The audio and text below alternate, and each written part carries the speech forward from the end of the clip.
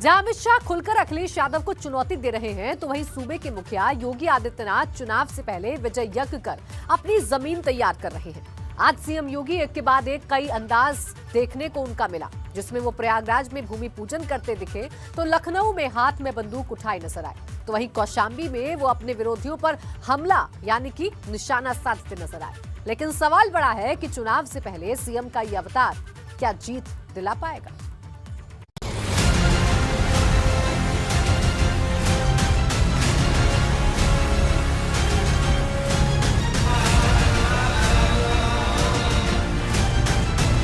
Mafia हुए दरबदर, अब गरीबों को मिलेगा घर।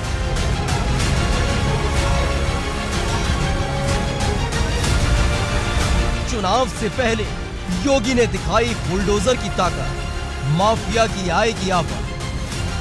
आपने देखा होगा प्रदेश सरकार का बुलडोजर जब चला तो सभी बड़ी बड़ी हवेलियां नीचे गिरती हुई दिखाई दी।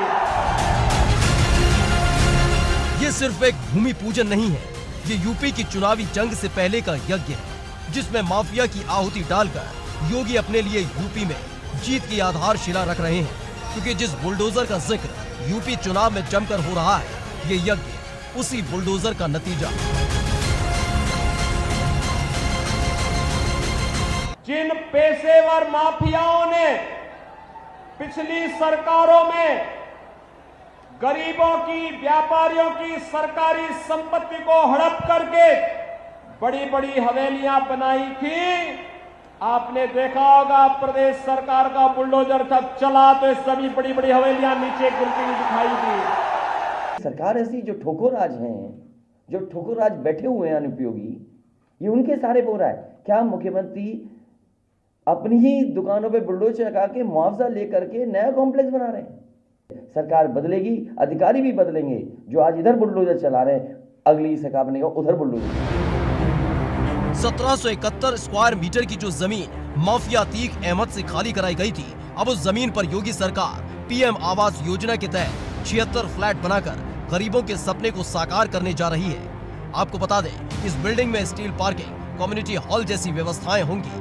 लेकिन रविवार को सीएम योगी का अंदाज एकदम जुदा था, क्योंकि जहां सीएम योगी प्रयागराज में भूमि पूजन करते नजर आए, वहीं लखनऊ में ब्रह्मोस और डीआरडीओ लैब के शिलान्यास कार्यक्रम में बंदूक उठाकर निशाना लगाते नजर आए।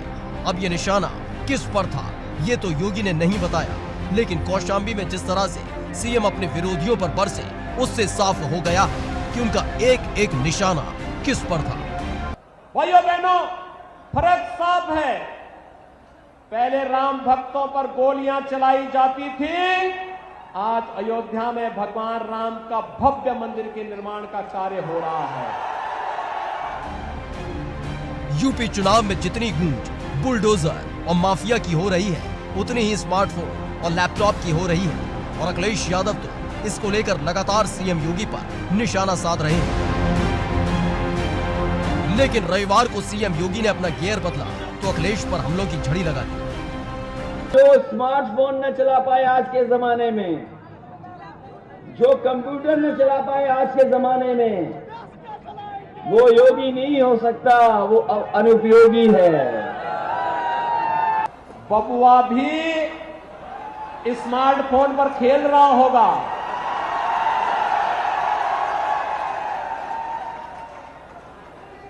बहुत सारे लोगों की आदत होती कि बचपन की आदत नहीं जाती है। और भाइयों बहनों,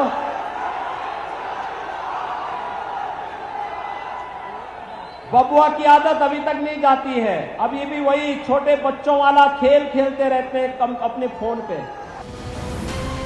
वहीं इन सब के बीच सीएम योगी ने एक हमला वैक्सीन का विरोध करने वालों पर भी किया। जो लोग वैक्सीन का विरोध कर रहे थे, वे लोग मानवता के खिलाफ अपराध कर रहे थे। वे लोग कोरोना से दोस्ती कर रहे थे। उनको गरीबों की चिंता नहीं थी, उनको प्रदेश के नागरिकों की और देश की कोरोना के खिलाफ लड़ाई की चिंता नहीं थी। यूपी चुनाव में अब सिर्फ 2 महीने का वक्त बचा है, लेकिन जैसे जैसे दिन बीत रहे हैं, चुनाव में असल मुद्दों से हटकर बुलडोजर, माफिया, राम मंदिर और पलायन जैसी बातों का जिक्र होने लगा है। लेकिन सवाल बड़ा है कि क्या जीत हार का फैसला इन्हीं बातों से होगा, और होगा तो क्या इसका सीधा फायदा भाजपा को होगा, क्योंकि इसमें दो राय नहीं है कि भाजपा को ये बातें खूब सूट करती हैं और हमेशा उसके लिए ये फायदे का सौदा रहा है। लेकिन ये फायदा इस बार भी होगा, ये देखना होगा। Bureau report, ABP Ganga.